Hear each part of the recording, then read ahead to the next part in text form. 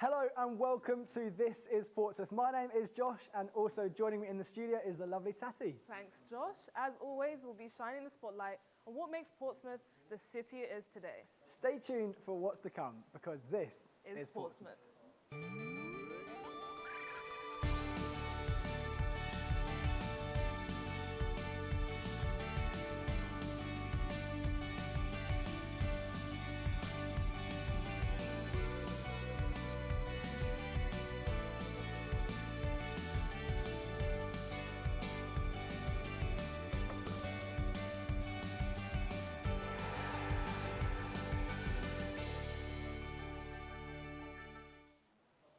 Hello everybody and a very warm welcome to you. We are live from the University of Portsmouth's Eldon building to bring you some of the latest Portsmouth stories from your community. That's right, we are students studying television and broadcasting, and it is our job to make sure this programme explores many of the stories and activities happening around this unique island city. Yes, coming up on today's show, we will be looking at Portsmouth's contribution to reduce global warming whilst also considering what else needs to be done.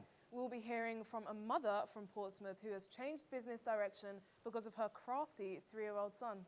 We'll also be walking the plank and paying a visit to some of Pompey's friendly pirates who are setting sail on an educational voyage. Media production, as students know it, will never be the same again after the University of Portsmouth invests in new, groundbreaking technology, improving learning and collaborative experiences in the world of virtual reality and motion capture. And finally, martial arts is just one of the many pursuits to help improve mental health and physical fitness. We'll be taking a closer look later on in the show. Now, if you tuned in last week, you may recall how Portsmouth is aiming for a greener future by switching over to LED streetlights. Despite this being a welcome move from the City Council, it is evident that there is still lots more to be done to get Portsmouth to where it needs to be. Most businesses around Portsmouth are starting to partner with the City Council in a move to get a greener. We take a look at just one business doing exactly that.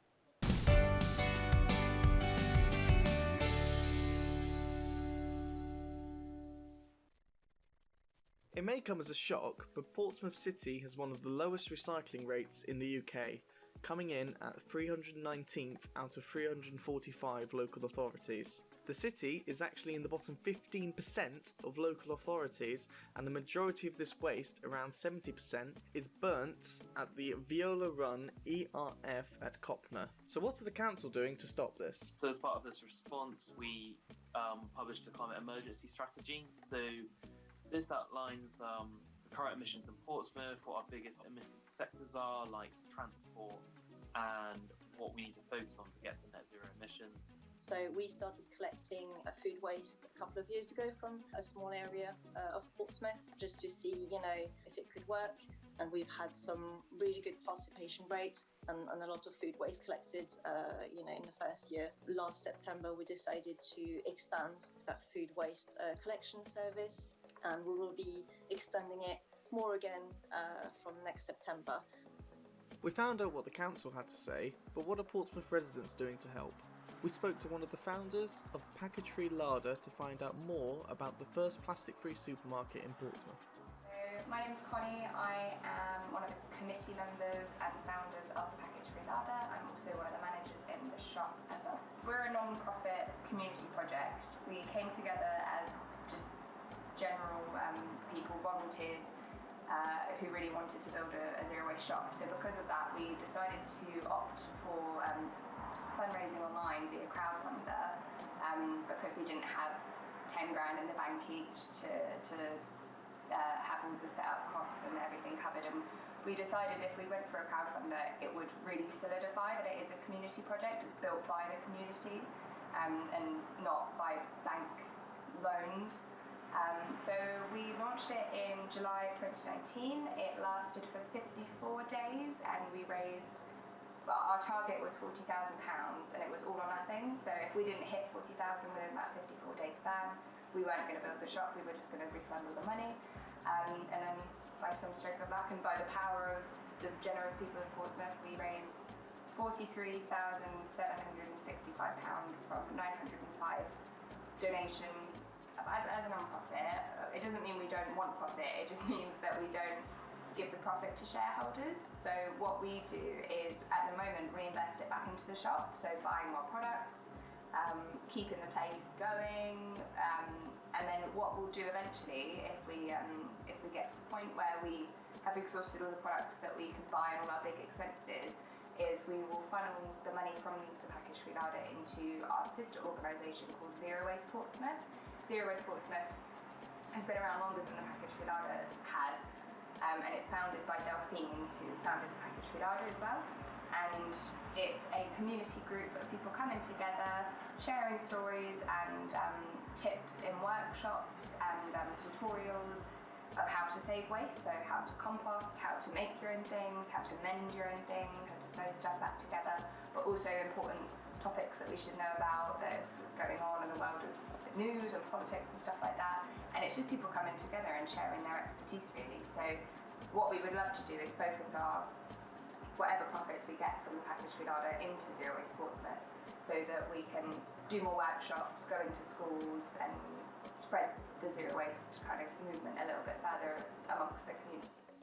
But what steps are Portsmouth Council putting in to help the community? One of the main things we've been doing is installing, I think, thousands of solar PV panels on top of council-owned buildings at this point. We've also got the Switched On Portsmouth website, which helps support local residents in finding out ways how they can reduce their energy use, how to get more funding support, and things like also solar PV on their own homes. So we've got the Charging Clean Air Zone coming in November this year. That mainly looks at air pollution, but will also help to reduce carbon emissions from transport. If you would like to get involved with Zero Waste Portsmouth and want to learn more about being environmentally friendly, get in contact via their website or their Facebook page. We hope to see Portsmouth become a greener place, and remember, reduce, reuse and recycle.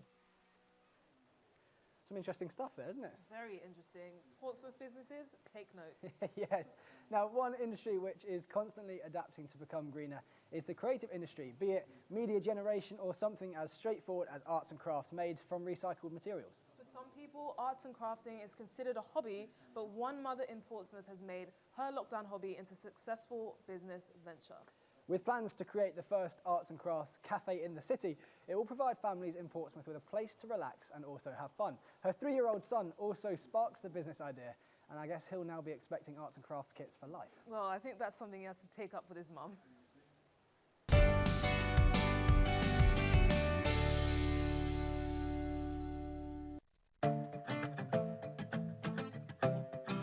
So my name's Lindsay. I live in Milton in Portsmouth with my small little family. So Craft and Tonic is a homegrown lockdown business which started back in the first lockdown last year. Along with the whole world shutting down, my son's nursery closed down and I was furloughed from my then full-time position in Gunwharf. So I needed to entertain my son. So I started doing daily activities with him, crafting activities which involved mainly using things from around the house. We started an Instagram page and started blogging those ideas just to help share ideas with families, really, to help lighten their load as well. I found out about Craft and Tonic when Lindsay knocked on our door, which was just before VE Day last year, and she had put together some craft packs for the kids that live in our street, and it was just a nice way for us to get together as a community, meet our neighbours, have some communication for the kids to meet, and that's what we did. And we made our craft pack for VE Day and we had a great time. It took off from there because there was such good feedback about the packs, and the kids loved them so much. What's your favourite craft kit? Dinosaur. Dinosaur one. I first came across Lindsay and the company brand, etc., on social media.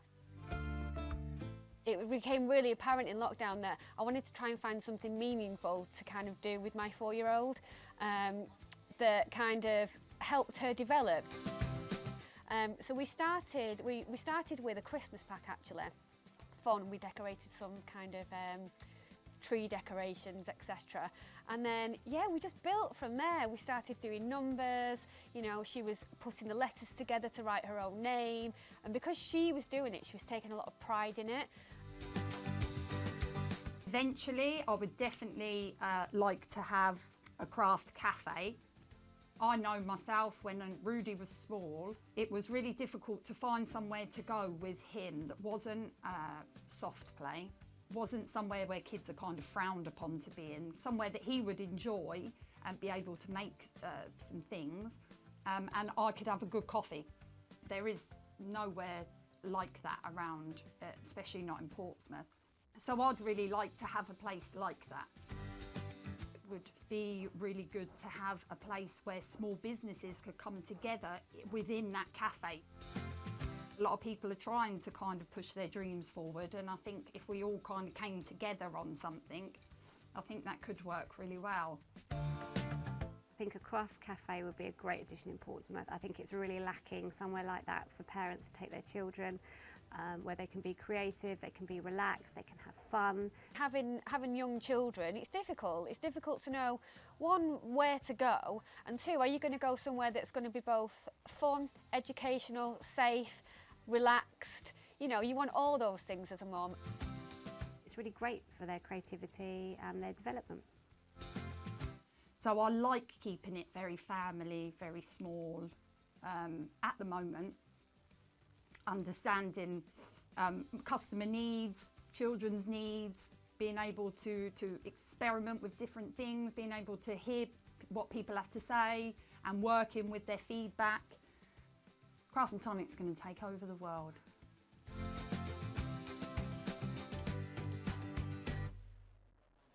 You know what? I actually wouldn't mind doing some arts and craft myself. Well, Josh, you're in for a treat because we have actually managed to acquire some arts and crafts kits, and we're going to do some right now, live in the studio. You're joking, surely. Look at his face. He wishes I was joking. Come on, come to the kids' corner. Okay. Let's do some crafts. Okay, this is your one. This looks good. Yeah, this is mine. Let's open them and see what we've got here. It's even got my so name on it. excited. Okay. You know what? This packaging is really, really great. It's a vibe, isn't it? I'm so excited to try this. So Craft and Tonic, that's who's produced this. Yeah, so if you guys watching at home want to try any of this out, you can check out at craft_and_tonic on Instagram. Oh, this is look, brilliant. it has my name on it. Okay, this is mine. Nice. So what have we got here, Tat? We've got some tiles with the letters of our names on. Yeah, so if I'm that's sick. correct, these are made out of plaster. Okay. And then we have some colours here. Oh, okay. I've got some dark brown and white. I think I'm going to use some of these to make like a beige. I'm really enjoying neutrals at the moment. Okay, yeah, nice. Yeah. What's this? I've got a little, like a fox in mine as well. Oh, yeah, me Is that too. a fox? Would you call it a fox? I don't know. A squirrel, I'd say. Squirrel. Okay, a massive squirrel. Okay. I like it. Oh, this is so nice. Let's start painting. What colours are you going to choose? I'm going to start with a red Oh, okay. for my beloved Liverpool Football Club. Okay. Liverpool Football Club, did you say? Yeah. Very nice. Yeah. What about you? What are you starting with? I'm going to start with brown and try to get a nice beige scenario going on here. Oh, very Actually, I don't know nice. if that's going to work. Maybe I'll just do brown for now. Hey, arts and crafts is one of those things that kids get to do all through childhood, but seems to be forgotten about when we get a bit older. So I am very pleased that through hosting a TV show today, Tatty, that we get to do arts and crafts. This is a vibe. What I find so surprising is how this was literally started in lockdown and now they've got over 1,000 sales on Etsy. Yeah, yeah. So amazing. And some pretty impressive reviews as well, isn't it? Over 100 over 100 reviews. And they're down as 5-star. I mean, that's not easy. In a world where, well, good reputations are hard to come by, aren't they? So they're obviously doing the right thing. Yeah, 100%. Right, I can see why, to be fair. These are brilliant. These are really good. I'm going for a bit of yellow for the O. I'm starting to think I made a bad choice going with brown. It's okay. Why? I'm going to stick to it and maybe choose a different colour for the next colours. Okay, for the right. next letters, I mean. Did you do much arts and crafts growing up? Yeah, I'd like to consider myself An quite artist? a creative. Okay, nice. Yeah. Yeah. Art is probably not one of those things that I would continue with long term, but I'm enjoying this very much. Even though it is meant to be for kids, I feel like anyone can enjoy it, which is quite nice. I was actively encouraged not to pursue art at school. Oh, really? Why? How comes? I just wasn't any good at it. Oh. But I mean, your colours are looking quite nice. they're tidy, aren't they? Yeah. It's a steady hand. Okay, I'm kind of done with the brown now. I'm going to move on. This is great. Any plans for what you do with yours, Tatty? See, I started off with my plan of the beige, but now I'm getting, I don't know, maybe a yellow next? What, you tell me, what colour should I do next? Go for the green. Okay, I'll do that next. All right. Hey, we might have to come back to this after the show Okay. and finish our work. But that was fun. I absolutely So loved fun. that. Well, I enjoyed it anyway. Yeah, a little surprise from the producers, isn't it? I know. Well, I didn't expect it. It's been rigged from the get-go. That's all I have to say. But another thing which is already rigged and set up is the literacy hub being operated by the Portsmouth Pirates, which has sailed its way into Pompey to help the local children. This educational initiative is designed purely to make education more fun and interesting. They sound like some nice pirates. So let's take a look at how this local charity is supporting children in the community.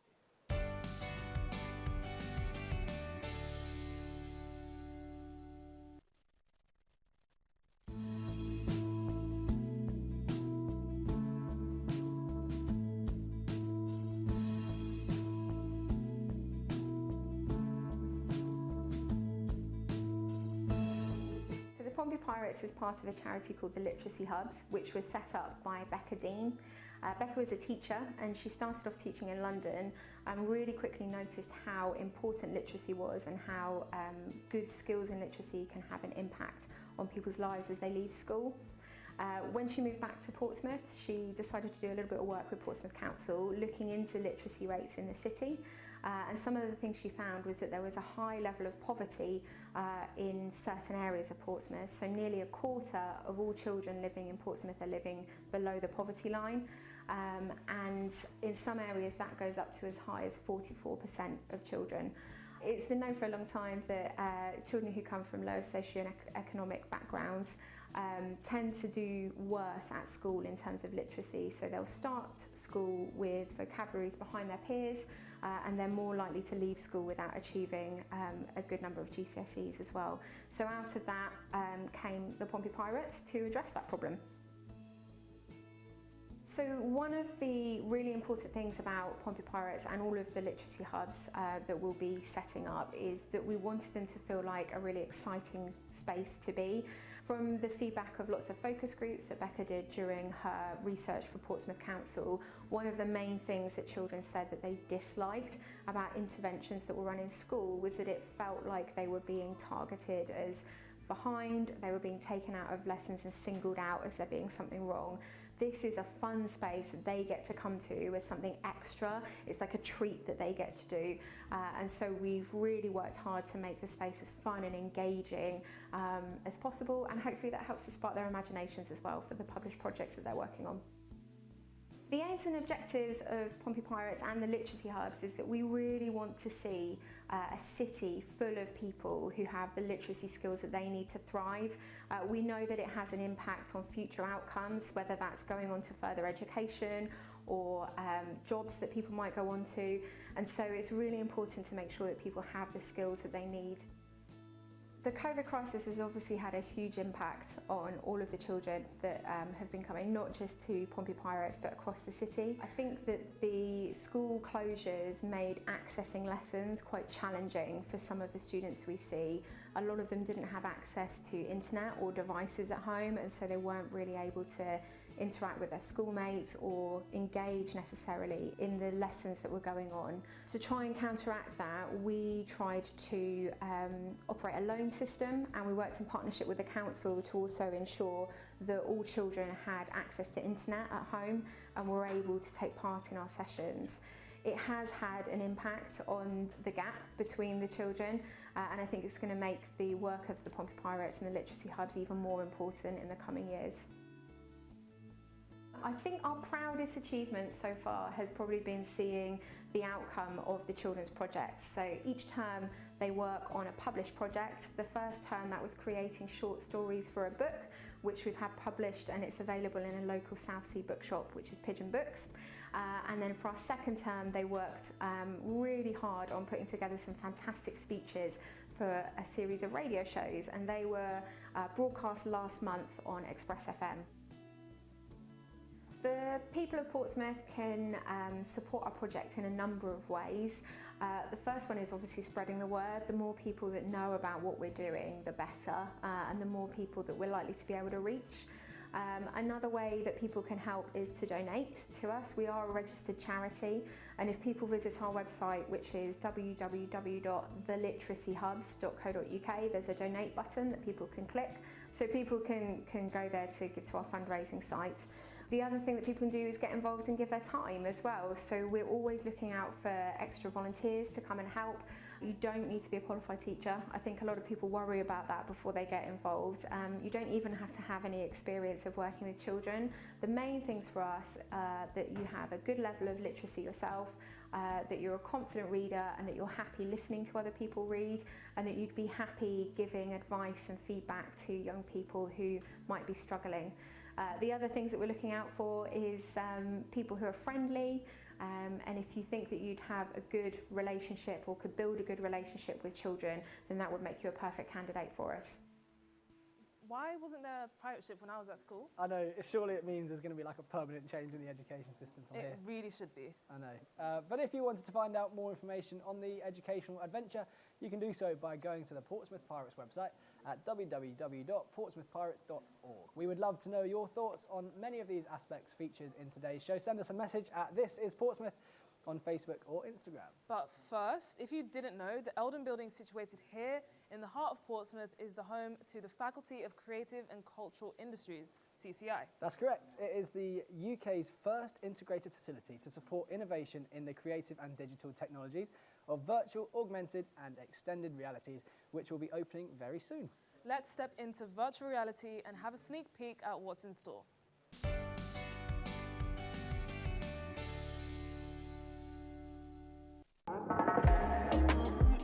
My name is Pippa Bostock. I'm the Business Director for the Centre for Creative and Immersive XR at the University of Portsmouth. CCIXR is the Centre for Creative and Immersive XR. XR stands for Extended Reality. So that is basically the whole immersive pipeline. So all the ways in which you would create and capture your data, all the way through to how you might use that data. So my role as business director basically is that I'm our main liaison with all of our external businesses. I also sort of run and manage the Centre for Creative and Immersive XR.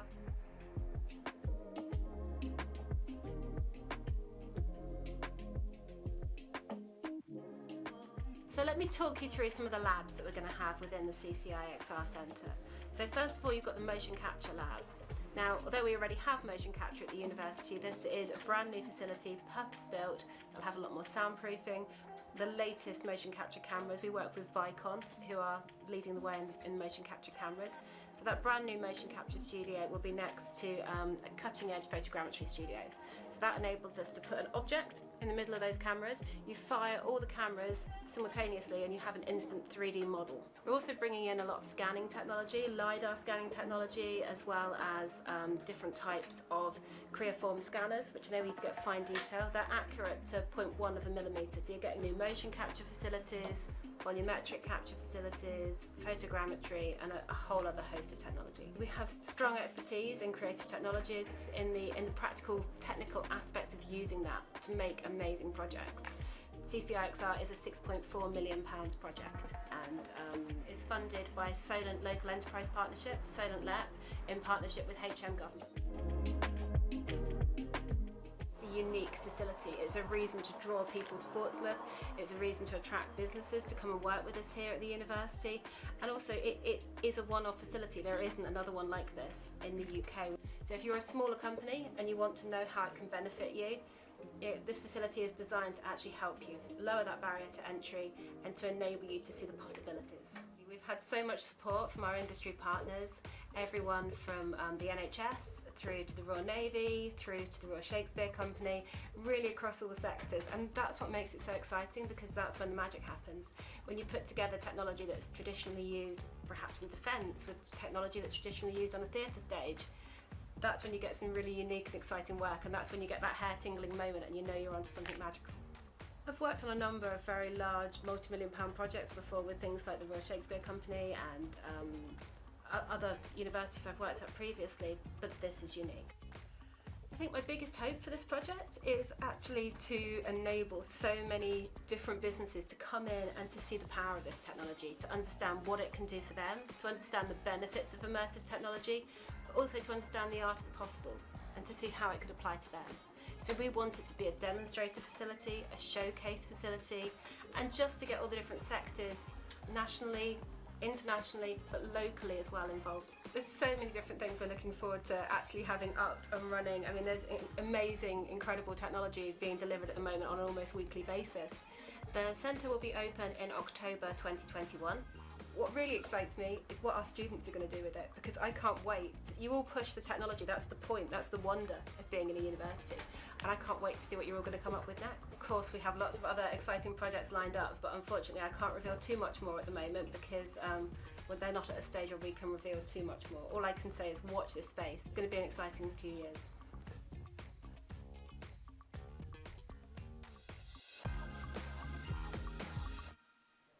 Unreal. It's amazing to see how far technology has come and the fact that it exists here above us in Portsmouth. I know, I'm with you on that one.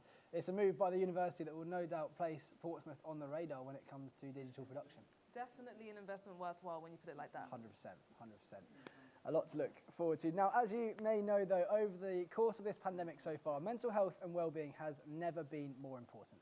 The gym in Portsmouth has been pivotal in raising both awareness and motivation, but in a way which most of us probably wouldn't expect. Let's see how one martial arts gym has helped the people of Portsmouth throughout lockdown.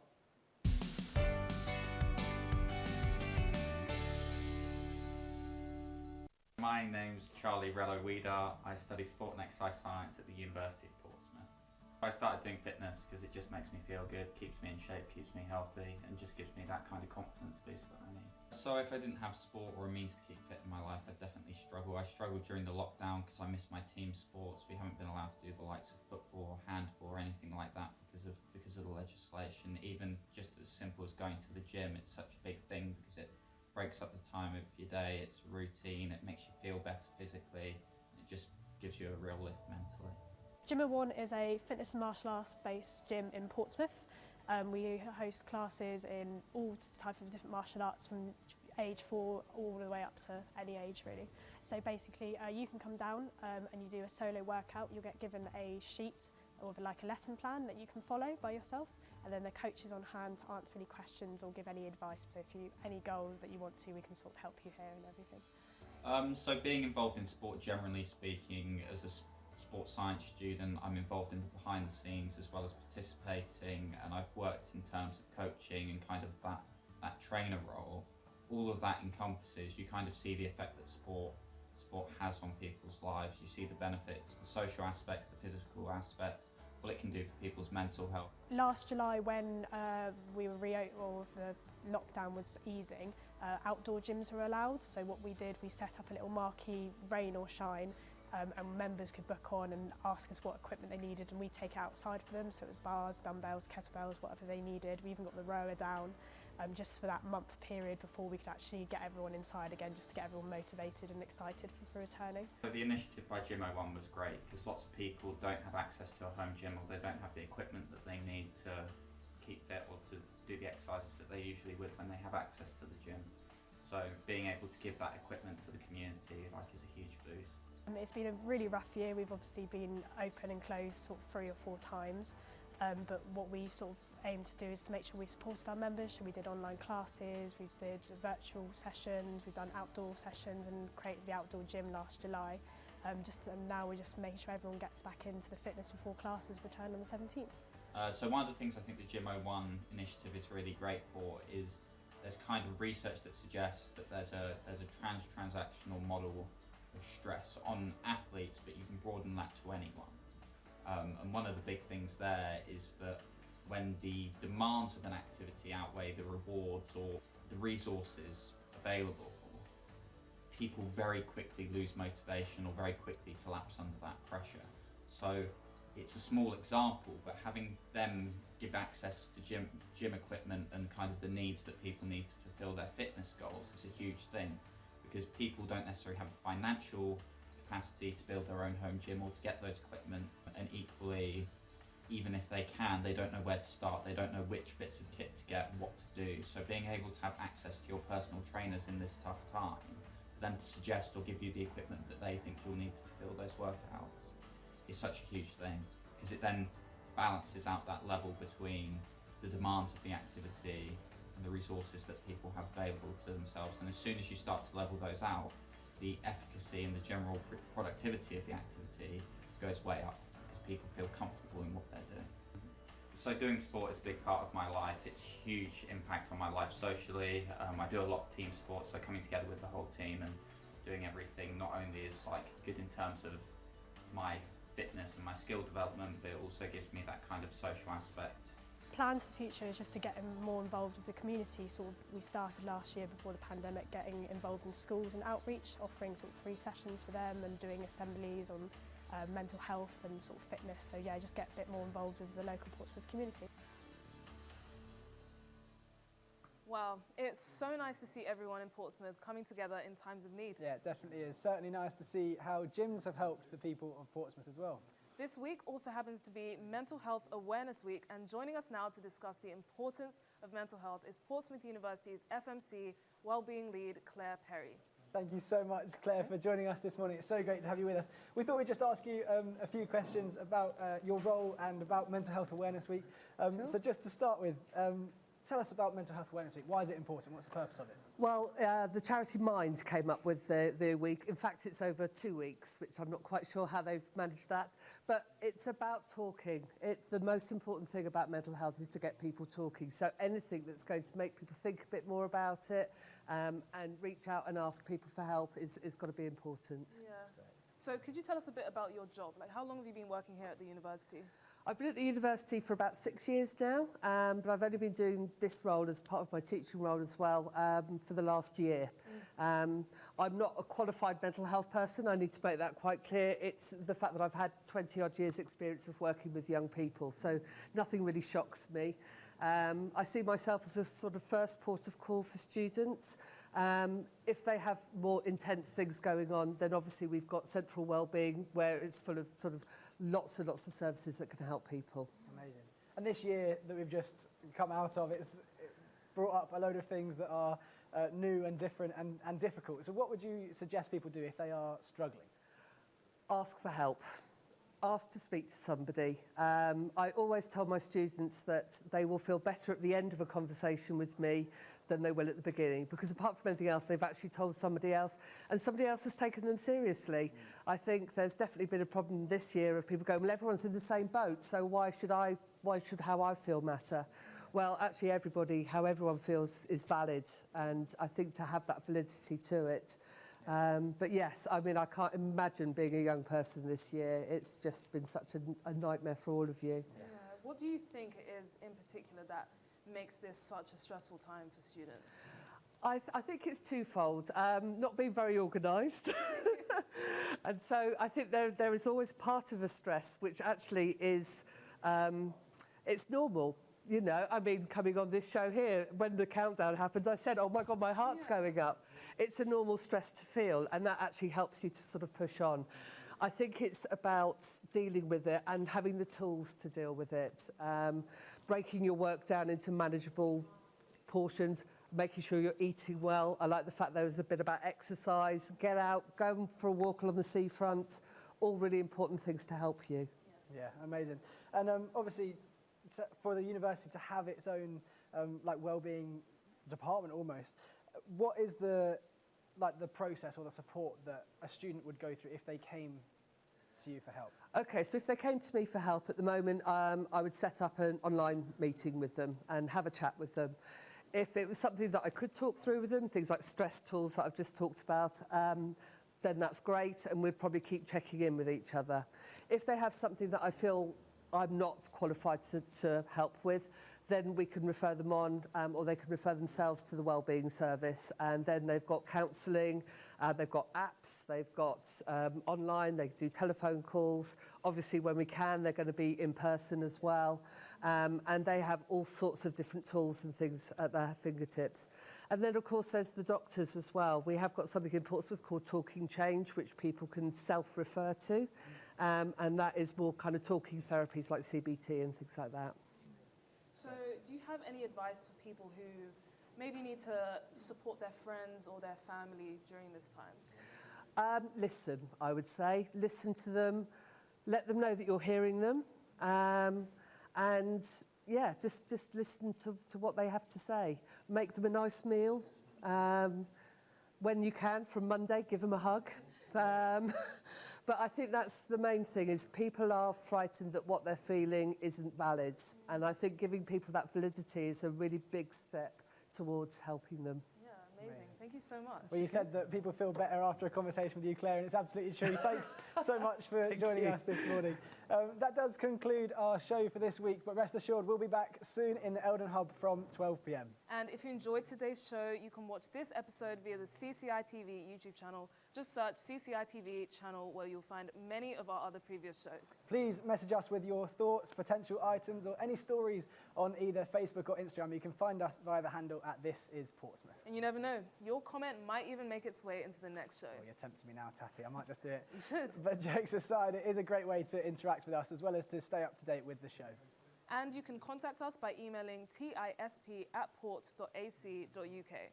So with all of that being said, it's goodbye from me, Tati. And from me, Josh. Thank you so much, everyone. And until next time, this is Portsmouth.